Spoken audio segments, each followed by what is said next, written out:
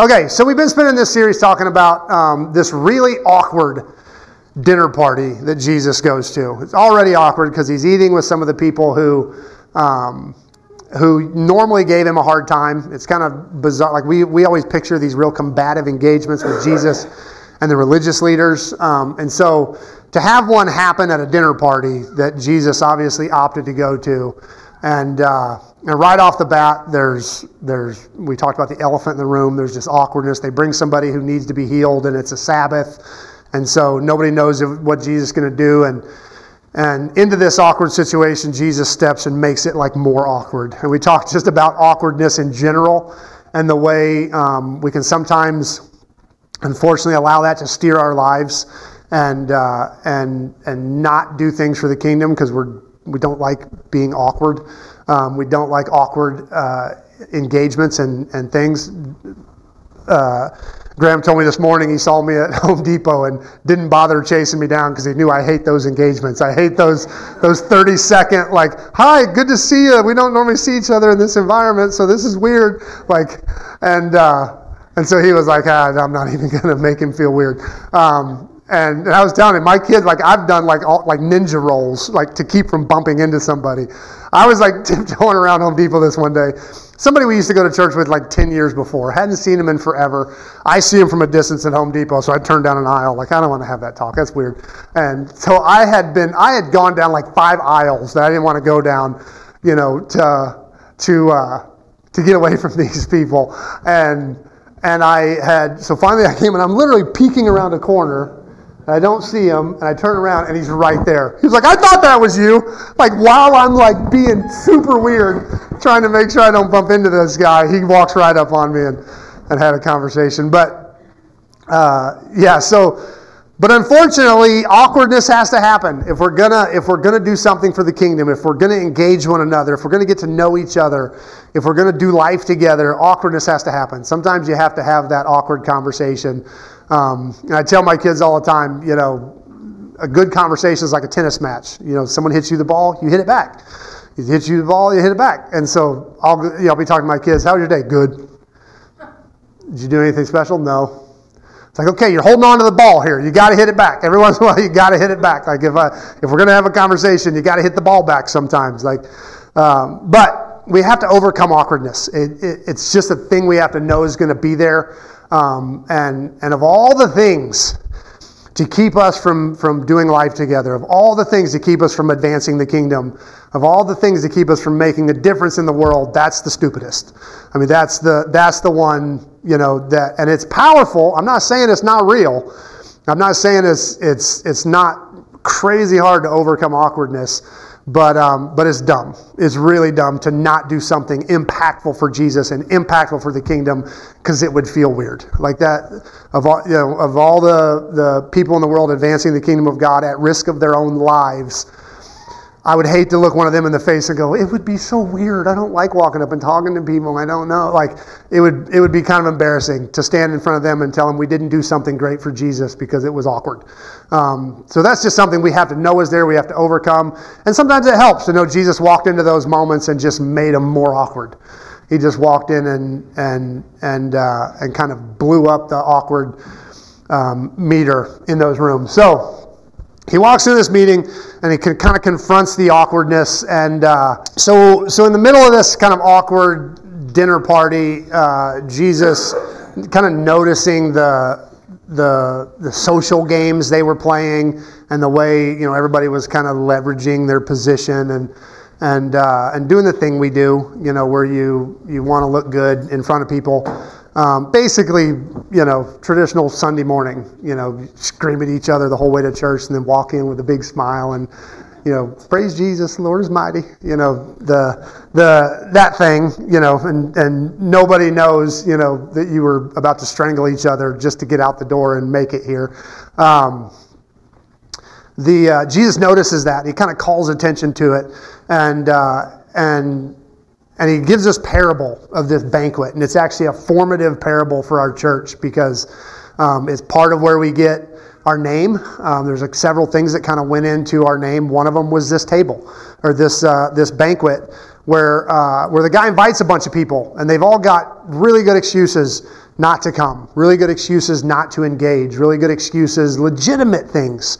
And so what they don't realize is that everybody else also has legitimate excuses, and that their reason for not coming is actually helping to create a movement of people not coming. We've talked a little bit about the condition of the church today, that if you just go back 50 years, church attendance is not only cut in half from where it was 50 years ago, but the definition of attendance is gone from 2 to 3 times a week is what it took for you to be a regular church attender 50 years ago. And now they call a regular church attender somebody that comes 1 to 2 times a month. And so not only has our attendance fallen off in half from about 80%, 80 some odd percent to about 43%, but the definition of those, they had to switch definitions because by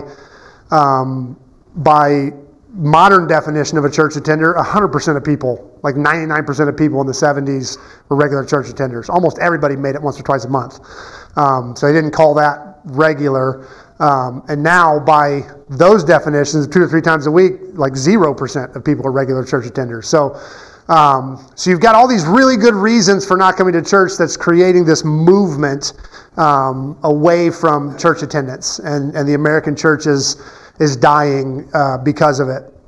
And so the thing I've always loved, and the thing that struck me about this parable and gripped me about this parable, was the host of this great feast didn't just scrap the party. He didn't just go, hey, nobody can make it, no big deal, cancel it. He set the table differently, which is where we got the title for this series.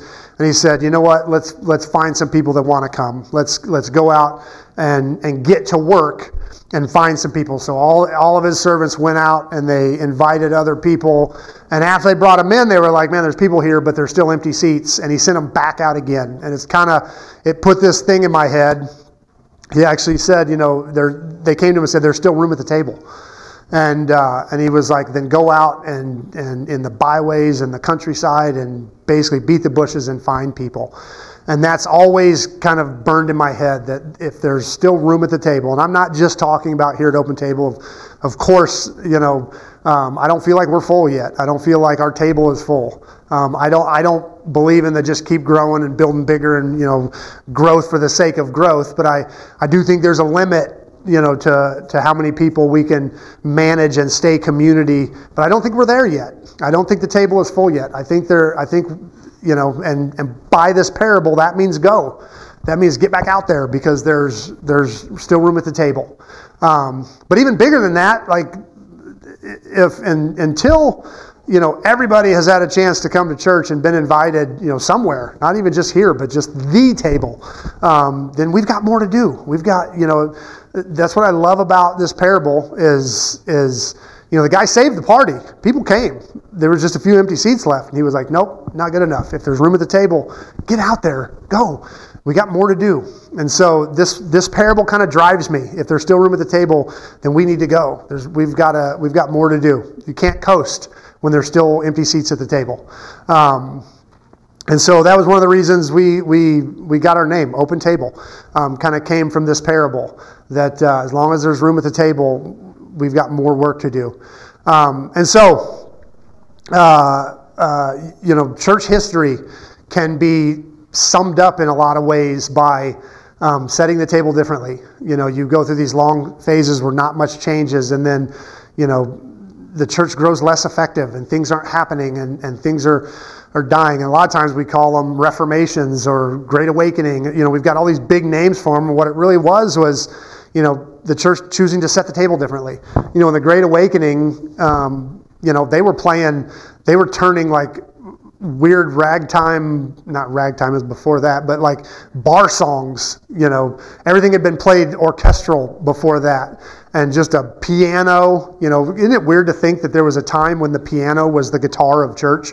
Like the trendy, they have a piano in their church, they were playing like bar tunes and setting Christian lyrics to them, just finding ways to set the table differently to draw people.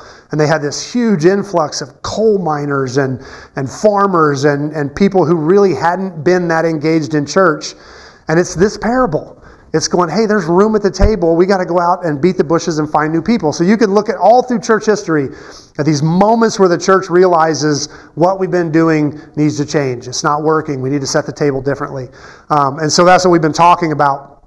But we also talked about not only looking around and saying, is there room at the table here at Open Table in the church proper, but in your own lives. Like, is your table full? If you're honest with yourself, are you engaging as much as you can engage? Are you doing all you can do? Are you reaching out as much as you can reach out? Are you connecting as much as you can connect?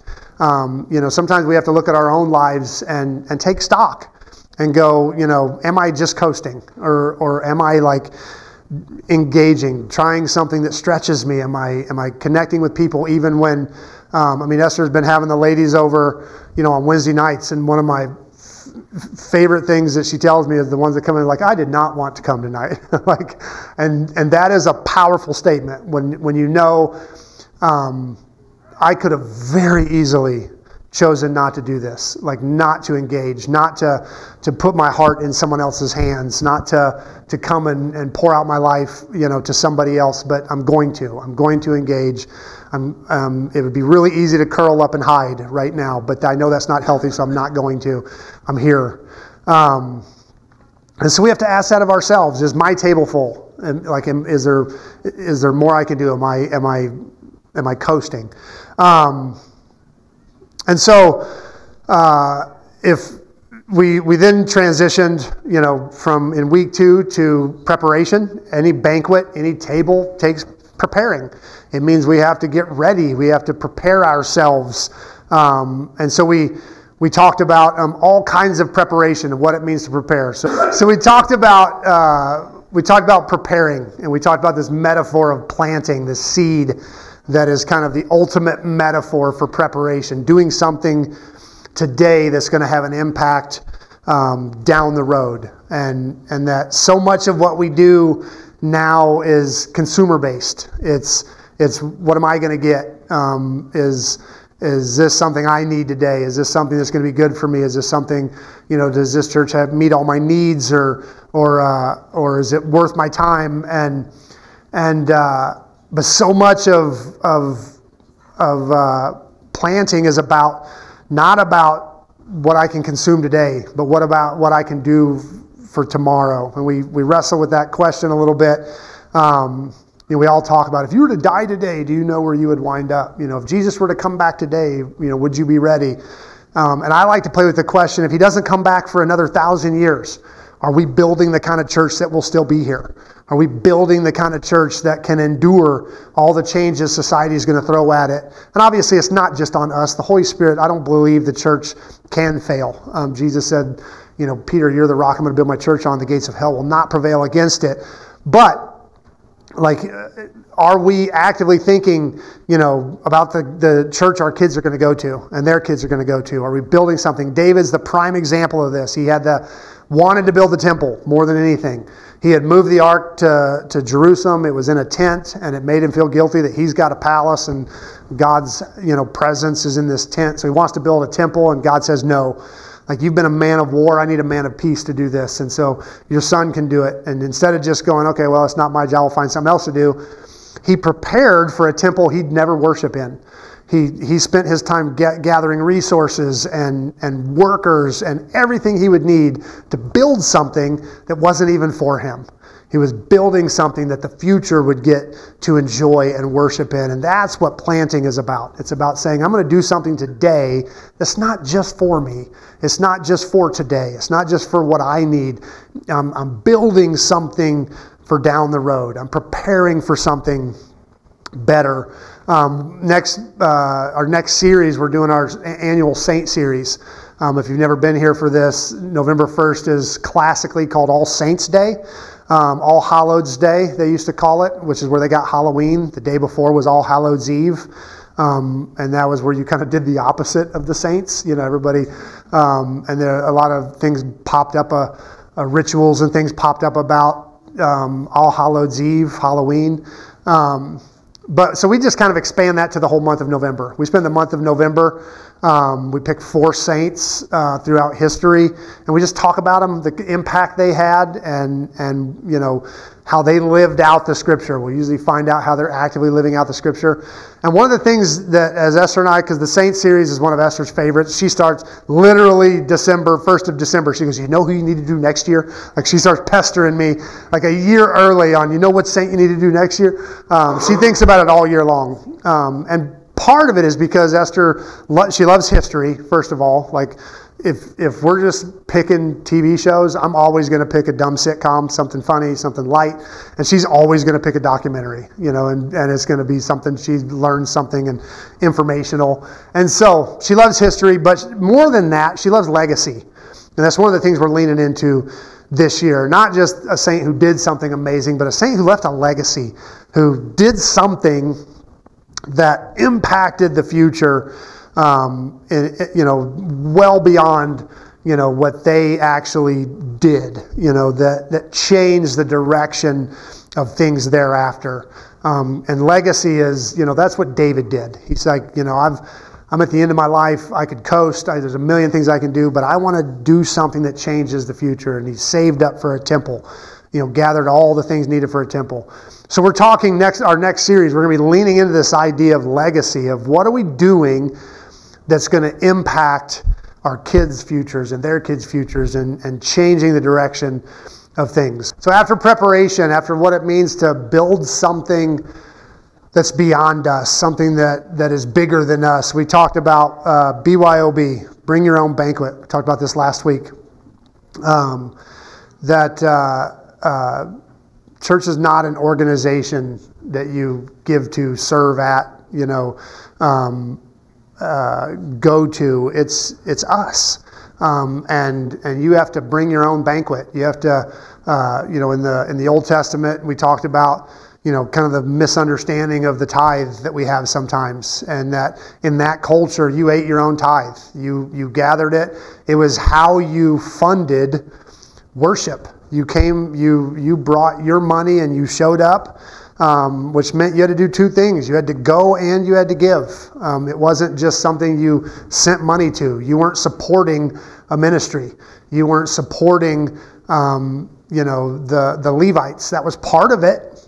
And the Levites, they weren't given an inheritance of land. It's kind of like a full-time pastor. Like, if you can't go work somewhere else, you have to live off the offerings because you're investing your time. That was the Levites. They didn't have their own land, so they didn't have a way to farm and provide for themselves, and so they ate off of the tithes. When the big festivals came around, they jumped in and ate with other people. That was part of it. But the main thing was you were supposed to do this. You were supposed to go to this festival. You were supposed to worship in this way. And to do that, you had to provide for yourself. You brought your own, way of providing. And so we're the reason we give here, the reason we share, the reason we serve, the reason we do things is because we want an awesome environment for our kids. We're providing for our own kids to have a space to grow up around other people that love them and care about them. We're trying to build a space where we've got little ones in our church right now, and I love the idea of them being teenagers in our youth group. 15 years from now, that's what we have to be building and thinking. Not just how do we make this. I lived on the hamster wheel for a lot of years, where you finished a Sunday service and it was immediately about how do we make next week better? How do we make next week bigger? How do we, and you're living week to week. How do we keep this huge momentum going? And how do we, and that's exhausting. And I don't know why it's less exhausting to me to think, what kind of church do we need in 15 years? What kind of church do we need for this little one to have an awesome youth group? And because that means we have to, number one, pace ourselves, because, you do her no good if we burn out in a year. Like, we're no good to the church of the future if we do so much that we've got nothing left to give in 5 years.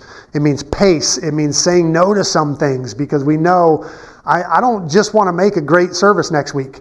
I want to make a great church for 10 years from now. And if I do everything that I want to do right now, I will not have anything left to give for the future. So it means taking care of my family. It means saying, I want to serve, but I can only serve this much because I have to take care of my family, because I want to build something for the future. I want to do something down the road. So we're building something for us. We're building something that is for our kids and our kids' kids, and on and on and on. But the main thing we got from the tithe, from the BYOB, bring your own banquet, was two things. It means you got to go and you got to give. It's not a payment you make. You had to show up. Part of the tithe is your attendance. Part of the tithe is coming, is being there. It's investing your time and your money. It's the go and the give. Time and money, engagement and contribution. And when we say give, we don't just mean resources. We mean serving. We mean, we talk about time and money. Some people, have plenty of money, and it's easy for them to give. Other people don't have any, but they want to contribute, and that's why we have a million places to serve and do things. So what I want to do is we're gonna break this into go and give.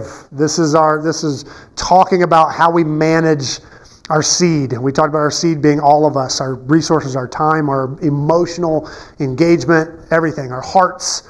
And so we're going to break it into go and give. And what we're going to do with the rest of our time is talk about some of the things we've got going on here at Open Table.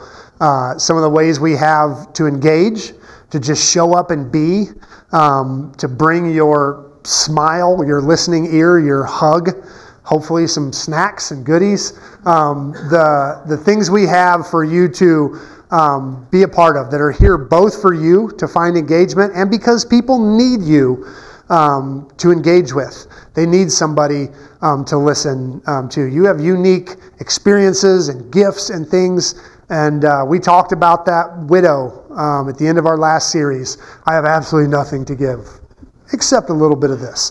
And usually that little bit is exactly what we need. That's exactly what we need for God to multiply it and do something amazing. I don't have much. One of my favorite elements of our church, my mom's part of the group, we've got a group of OFAM ladies who are making things and encouraging people and sending notes. And a lot of them are like, man, some of them are almost complete shut-ins. And you would say they've got nothing really to contribute, and they're saying, hey, I'm really good at this, and I'm going to pour that into our church. Betty, I'm really good at sending notes and cards. Edie's the same way. She'll just text people and reach out to people. And, they're ways that my mom quilts things for people she's never met before. Like the number of times we've taken baby blankets to strangers. My mom made this for you. She heard about you at church and made this for you. And they're like, holy crap, this is like a piece of art. I'm like, yeah, that's what my mom does. I have nothing at all to give except this little bit of something. And that's exactly what I'm going to bring and do something amazing with it. And that's all we're asking. We're not asking everybody to be everything. We're saying whatever you have, whatever that little piece is, that's what you have to bring because somebody needs that. So here's our go. Monday nights, we've got a running open house at our place. If your Monday nights are ever free and you just want to swing by, we eat at 6. We chat at about 7. Austin leaves at about midnight. So that's about the way he sits there with my kids and we chat and we talk, and it's not that late, but we sit and chat and talk. It's great for my kids. They worship the ground Austin walks on, which is super fun, and he takes them out and plays hide and seek with them, and we engage our kids in the conversation. They sit in the Bible study with us. It's not a send the kids downstairs to play while the grown-ups talk. This is a family-style Bible study, and it's actually impacting, I think, the way we're going to preach next year, because I'm talking to the kids a lot. I'm engaging the kids, asking them questions. They're talking back, and what's embarrassing is not embarrassing for them, embarrassing for me, because I have a tendency to nerd out sometimes, assuming everybody is loving all the nerdy stuff that I love. And I've had, grown-ups going, man, I'm getting a lot out of this. Like, it's been a while since I've talked about the basics, like that kind of entry-level stuff. I need this, this kind of conversation. And so it's got me thinking, I think next year, I kind of go into, don't do it on purpose, but I've kind of gone into each year as we come out of Advent and start talking about what we're going to talk about the next year with almost a theme. Like last year, it was just kind of mental and emotional health. We were just going to talk about being healthier people going into last year. This year, I think, and this is kind of cheesy and like cringy and church brandy, but I think we're going to do core strength. The new trend, you got to strengthen your core. I think we're going to do some fundamental stuff this year. Talk about some of the basics and, build our core strength. If you don't have good core strength, nothing else works right, and you throw out your back. And so we're going to build our core strength this year and talk about some good fundamental basic stuff. So Monday night, if you're ever free on Monday night, it's always open. It's not like a deep pour out your emotions small group kind of setting where you bring your aches and pains and hurts. Like we pray at the end of every one, and we'll pray for your aches and pains and hurts. Don't get me wrong, but the kids are there, and so there are certain things you don't want to pour out in front of the kids, and so if you want to talk about your marriage and things like that, maybe not Monday night, but that's why we're calling it more of an open house than a small group, because it's a family-style Bible study and dinner. And the kids run around crazy. If you've ever been at my house when the kids are running, they have a ball. They run all over, and then we sit them down and we talk about this Bible together, which is good for them, is good for us. So that's there. We're going to be starting small groups. Right now we're going to do one small group Thursday night here at the church. It's centrally located. We're going to rotate teachers through individual studies. And for most of our ministries, we're going to start kind of a school schedule ministry style, where when you sign up for something, you sign up till May. Everything falls apart in the summer anyway. All of the small groups kind of dwindled in the summer. Like everything dies in the summer. So we're just going to lean into that and do a sign up in September. And you basically know you're signing up till May, and then it dies. You shouldn't have to quit a volunteer spot. You know what I mean? Where you have to come in and go, I can't do this anymore. Like, I don't want to push anybody to that spot. So we're going to make it where you sign up in September, you're doing it till May, and then you have to re-sign up in September. So if you don't want to do it, you just don't sign up again. So you don't have to officially come in and do that embarrassing thing where you step down or quit or whatever you call that when you're a volunteer. That way you know exactly what you're in for. And so in small group, we've got a couple studies already lined up. And so we'll let you know what studies are going on. So even if you just want to come for that study, you can, or even if we're doing a book study and you want to read along, even though you can't come on Thursdays, you can do that kind of like the ladies do. But that's, we're going to bring some snacks, and there'll have to be something until we get a kitchen. We can't, cook or anything like that here or clean up afterwards, but we can bring some snacks, meet in the gathering place, or depending on how many people come, one of the spaces downstairs, they're set up like living rooms, and it'll be a small group setting. But we've got this great building we need to use, and it's centrally located, and nobody has to clean their house to have guests over, so it's super easy. So that'll be Thursday nights, and there'll be more information coming back. Oh, and then Sean and I were talking, we're going to do every week. We were doing every other week last time, but we don't really have any Sunday night studies lined up right now. So we're just going to do every week, and it's going to be 3 on, 1 off. And the 1 off is going to be dinner at somebody's house. So we'll do 3 studies and then dinner at Sean and Leslie's, and everybody who comes, Sean already volunteered you, Leslie, don't act shocked. Better to ask forgiveness than permission, right? And so, it'll be like first Thursday of the month is always potluck at somebody's house. And we won't do a big deep study. It'll just be go eat and play and enjoy each other, play some board games, do something to just be together. And then we'll dig in hard the other 3 weeks. So that's coming. So we got Monday nights, Thursday nights. Men's group had their first meeting. I didn't get to go. I got called out last second, which was a pain in the butt. Mostly because Esther made homemade cinnamon rolls. I didn't get a single cinnamon roll. But the guys had a good time. They shot things and talked, and we're going to try to lean into once a month. It sounds like Sean's going to kind of be organizing and leading that. I'll be there But we're going to try and do once a month. Looks like Saturday mornings work pretty good. Eat some breakfast, do something fun, couple hours just to be with guys. And so that's coming. So guys, that we've never really done men's group before, so this is new. So a great chance to lean in and get to know some other guys in the church. Ladies have been doing awesome. If you've got Story Girls, keep that going. Esther's, instead of doing another book study, she's going to lean into a Bible study. She hasn't picked exactly the study yet, but it'll be the same style.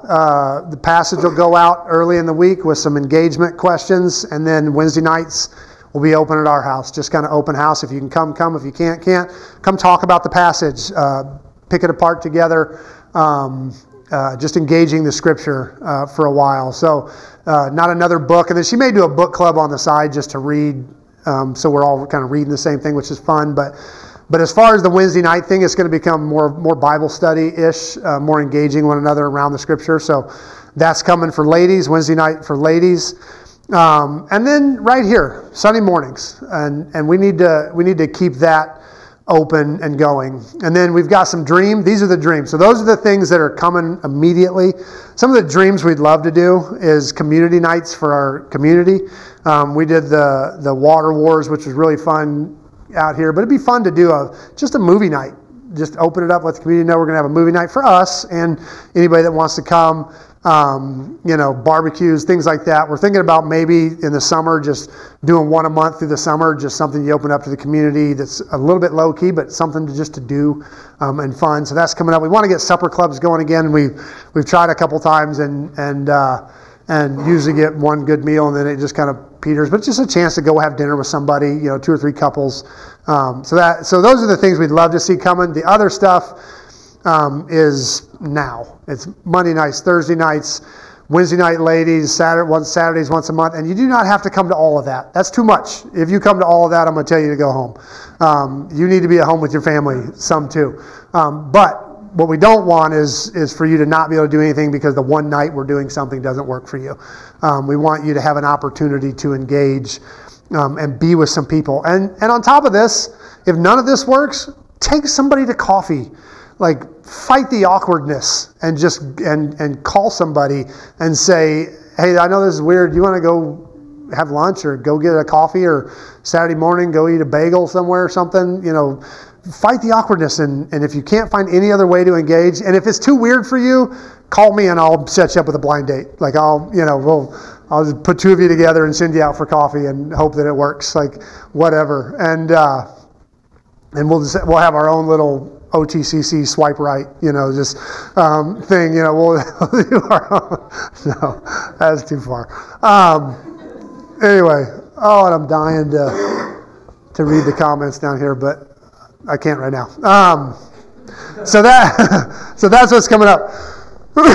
So that's our go. And all that demands is for you to be there. Like, just come, engage somebody, be with somebody. Are the kids done? Are we? Okay. I got to move fast. Go and give. Those are our things. Those are your go. You just need to show up. You just need to be there. Kind of like the tithe. You had to be there. You weren't allowed to do it in your backyard. You weren't allowed to mail it in. You had to actually bring it to the place of worship and be there. So second, here's our give. Serving. We always have room to serve. Since COVID, we're right on the statistic edge with everybody else. They say most churches had about 80% of their people come back, which is good. And of that 80%, most of them were the families with kids, and about 40% of their volunteers come back. And so do the math. That gets tricky when 80% of your people and only 40% of your volunteers come back. It gets tricky. So here's the areas we need. Right now they do an amazing job, but I'd love to see them be able to come out of that corner every once in a while. So tech, if you've just would love to do tech or sound, we'd love to train you in that. And that comes with a twist. I want to improve our online engagement. So I'd love to have somebody whose job it is to sit and chat with the OFAM. And engage them and maybe get a feel for, I know Reg does a little bit, Brett does a little bit, but they're also engaged trying to make sure. Brett has a special slide for when I get just too crazy. Show him the slide, Brett. This is what Brett does when we're practicing and I get off script. Did he not have it now? This would be the one. This is when I get off script and get totally silly. Brett, and he threatens this all the time. He threatens to throw that up whenever I get crazy. Like, dude, I don't know where you're at. I'm just going to throw up the dude. Like, just to let everybody know, I don't know what he's doing. I don't know where he's at. But so they have to stay pretty engaged in what I'm doing up here, trying to keep up. But it'd be great to have somebody whose job it is, and if that means sitting in the overflow and putting in headphones so you're listening to the service, at the same place the OFAM is and jumping in and asking questions and trying to get some engagement. But I consider the OFAM here in attendance. I consider them part of it. And I would like for there to be, this sounds weird, but I'd like for there to be a reason to log in at 10 o'clock on Sunday. That there's going to be somebody chatting with you, not just I'll watch it sometime throughout the week. I'll throw it on while I'm driving or blah, blah. Like there is a power to logging in with us and being here with us. Not that it's bad. If you can't make it on Sunday, you got something going on, absolutely watch it sometime in the week. Actually, Teresa does an amazing job. I get her comments. She still comments when she watches it on like a Wednesday. And I'll get her comments and it'll email me. She'll be like, hey, at minute 4:25, that was a great point. Like she'll still comment even though she's not here on Sunday. So yeah, if you're watching it throughout the week, do that. Throw me a comment. Let me know that you're actually engaged. But yeah, I'd love to have somebody whose job it is to be engaged with the OFAM. And Reg runs the sound for the OFAM. We can train you how to do that. Like if you're going to be in the OFAM, you can help tweak the sound and you can and engage the people and maybe even jot down who's there, who jumped in, so we can reach out to them in the middle of the week and ask them how they're doing or something. I'd love to have more engagement for those people to where they're not just watching a service happen, they're engaging a service and being a part of it. Worship team, if you sing or play something, let us know. Like even if it's just I sing in the shower sometimes. So come early on a Sunday, sing with us. If you're bad, we'll let you know. Like maybe not, and if you're if you come and you sing and we're like, have you thought about tech? Like then Then no. But sometimes it's nice just to add some volume from up here. And I'll be honest, I'm like almost never scheduled for the worship team. And you guys know how often I'm on the worship team. That's how often we're missing a spot here and there. Because I'm technically not supposed to be on the worship team. Like I actually don't like singing in front of people. And so if I'm singing in front of somebody, it means that somebody couldn't make it. And so you can see how often somebody can't make it. So by all means, if you're a closet singer, let us know. Come give it a shot. Cleaning, we have a rotation of people who come up and clean the church. The elves don't show up and do it. And so by all means, if you want to come up once a week and clean up, jump on that rotation. That would be great. And if we get too many people, we'll double people up. It's nice to have a couple people up here. Atmosphere, the people who show up and make coffee and get the table ready, and honestly the biggest part of the atmosphere that I would love, and this is one of the reasons I'd love to get more people, because usually Matt and Jess do it while they're setting up downstairs and doing all kinds of stuff, is I would love if we came, set out the coffee, set the table, and then prayed for the service. Walk around and lay hands on the chairs, and God, whoever's going to be here, bless them and touch their lives. Just take a minute to set the atmosphere. So not just make the place pretty to the eye, but ready for the Spirit. Like set the spiritual atmosphere for the church and pray for the service. Kids, we have a lot of needs downstairs. If you and we have needs for teenagers, we have needs for adults. And needs where teens would be better, needs where adults are necessary. So we have both. In the children's room, we need an adult monitor in each service now. Like we've got quite a few kids, and there's a lot of times the person doing the teaching has to ask somebody to sit down or correct them, and it doesn't take a lot. Usually if you tell them, hey, we need to sit down right now, they will. but it interrupts the teacher to have to be the one to do it. Oh, we need somebody to stand there. And when someone gets rambunctious, hey, I need you to sit down. We're almost good, blah, blah, blah. Like, just let them know. And you don't have to be a bully about it. But just, they're pretty easy kids. And every now and then there's a couple, you got to separate. Hey, why don't you come sit over here? And it's easy to do. And it's just somebody to stand there and so that the teacher doesn't have to interrupt what they're doing to do it. It's a pretty easy spot, but that would be great. Nursery, we need to clean up. The nursery's been funny because we had a good nursery rotation going, and then all the kids moved out of nursery, and there were no nursery kids. And so the rotation kind of fell apart, and now all of a sudden, there's a whole mess of kids who need the nursery. And so our rotation kind of fell apart. We need to get that going again. And in all honesty, this would be a great spot for teenagers because the parents' room that's right next to the nursery really isn't supposed to be the nursery. It's a spot where a parent can go if they've got, a nursing baby or just a noisy baby, and we put the service on the TV. So you're part of the, you're like an extended campus when you're down there. You're the nursery campus. We're like one of those multi-site churches. That's one of the different sites. But they're watching the service on the TV down there, so they're a part of the service, but it gives you a chance to sit on a couch with your baby and blah, blah, blah. And what's been happening is that's becoming the nursery, and so we really need to get some teenagers working in the nursery. Well, there's adults next door if they're needed, but the teenagers can play with the kids on the nursery side and let parents who want to sit down there with their kids and be a part of the service, but also take care of their kid, use the parent side. But we need to get a rotation going for that.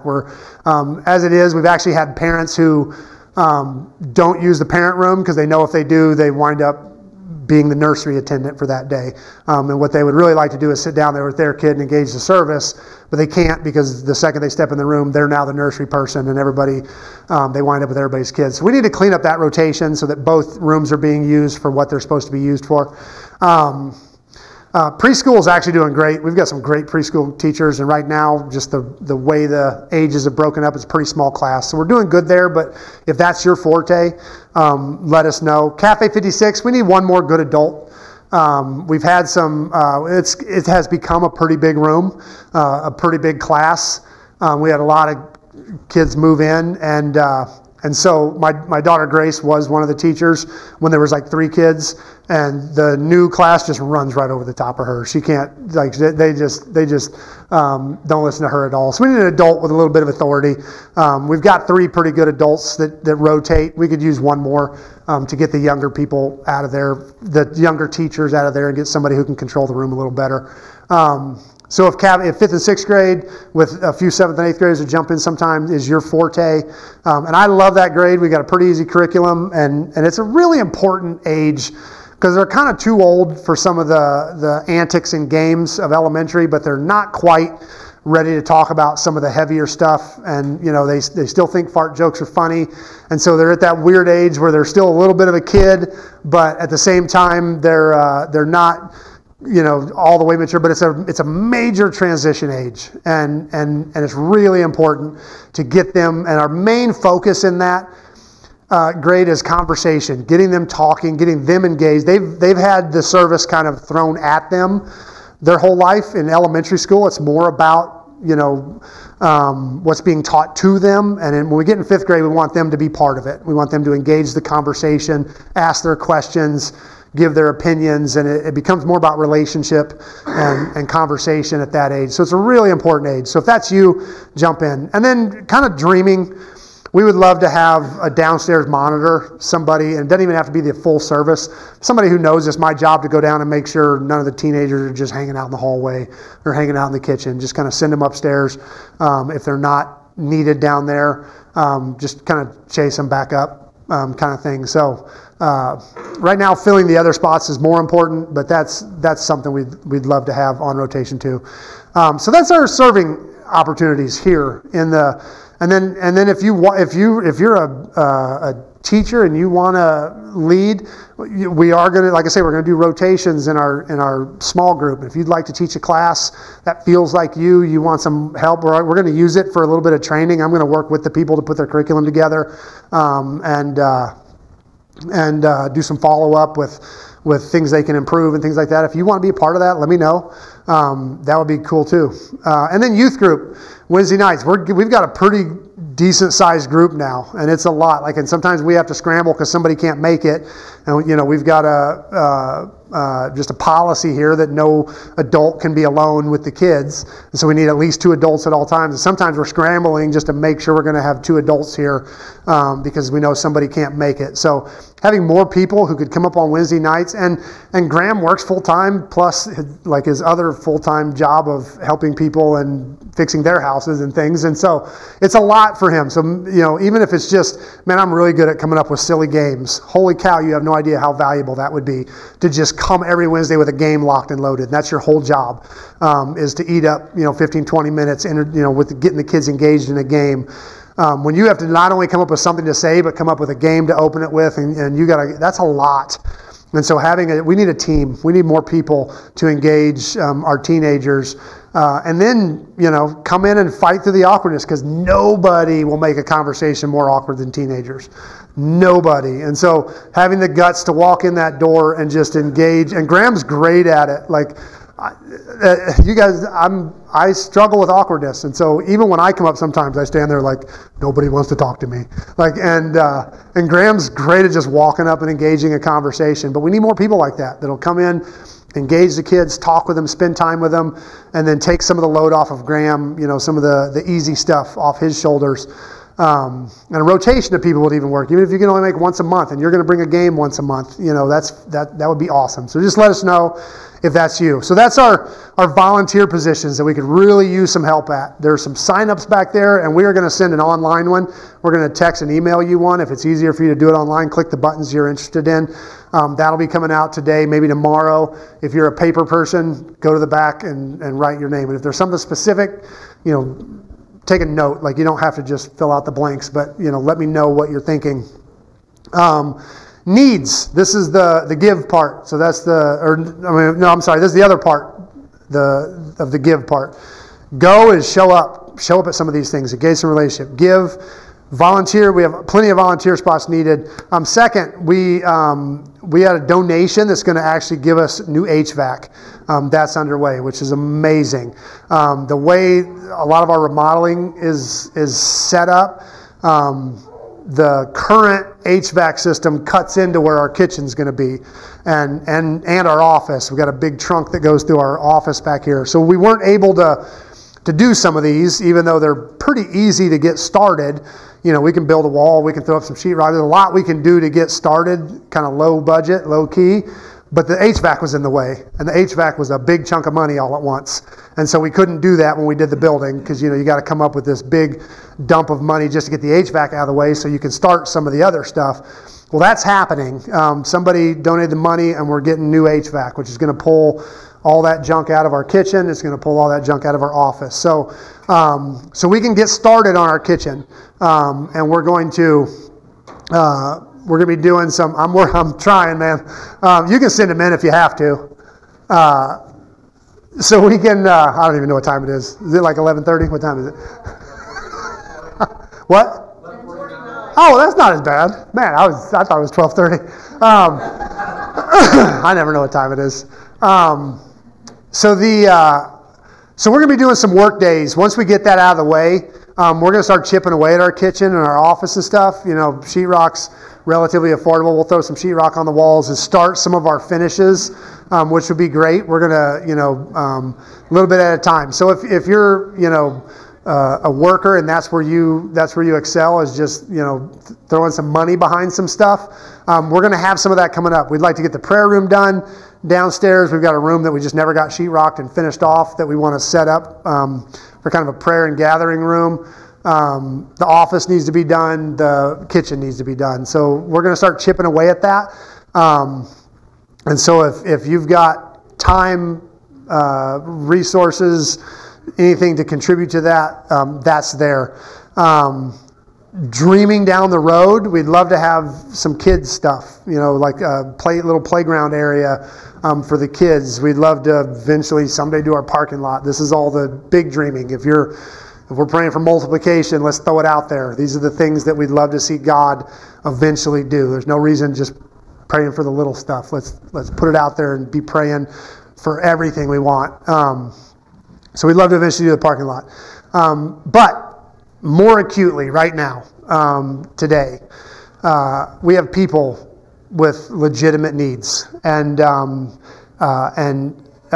we've been praying, you guys have been praying with us for Brett and Lena for a long time. And a lot of people have come up, what can I do? Is there anything we can do? Is there any way we can help? Is there anything we can do? Brett is a rock. I don't know how many times I know personally I've asked him a million times, what can I do? Nothing. We're doing okay. We're doing okay. Well, they need help. They've hit a spot where Brett has, they're not finished with their cancer journey. They're still fighting. They've still got more places to go and tests to have done and treatments to go to.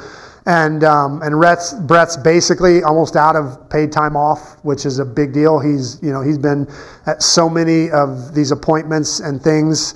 It's incredible. And Walmart's taking great care of him, but at the same time, you have to be there. And so he's running out of time off. And they've adjusted his, I don't understand. I've worked for myself for my entire life, so I don't know how all this works, but there's a payment thing he has been getting that has run out, and he's no longer getting it. And Lena's getting ready to go to the Mayo Clinic. They've accepted her. They feel like they have some treatments she's a good candidate for, which is exciting that's there. But obviously that introduces a whole new wrinkle to how are we going to pull this off. And so they could use some help. I mean, with this thing that he's been getting from Walmart, his income's about to drop $700 a month, just right off the bat. And so as a church, we would like to take care of them. I mean, we're way more about, I'll be honest, we were hoping to do a big, let's raise some money and get our kitchen done, 6 weeks ago when I was looking at how we wanted to do this service. Let's all buy in and try to get something done. We need a kitchen, let's do it.